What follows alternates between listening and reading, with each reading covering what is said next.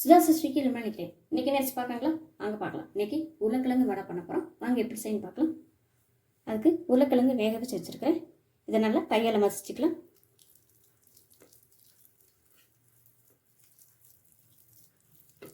இந்த அளவுக்கு மசிச்சுக்கணும். கொஞ்சம் பெருஞ்சீரகம், கட் பண்ண பெரிய வெங்காயம், அரிசி மாவு 2 ஸ்பூன், வெள்ளை ரவை 1 ஸ்பூன்,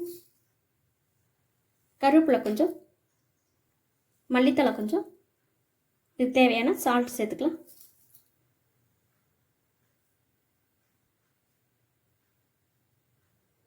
பச்சை மிளகாய் கொஞ்சம், உங்கள் காரத்துக்கு தேவை மாதிரி நீங்கள் பச்சை மிளகாய் சேர்த்துக்கலாம். எல்லாத்தையும் நல்லா கலந்துக்கலாம்.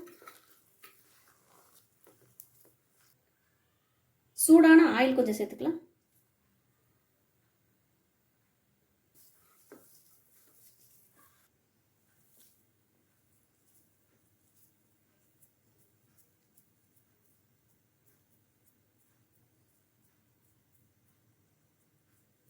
இந்த மாதிரி சின்ன சின்ன சைஸில் வாழை மாதிரி தட்டி போட்டுக்கலாம்.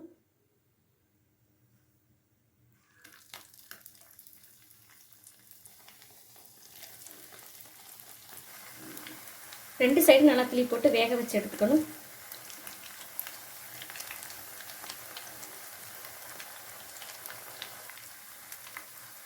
வடை ரெடி ஆயிடுச்சு, எடுத்துடலாம்.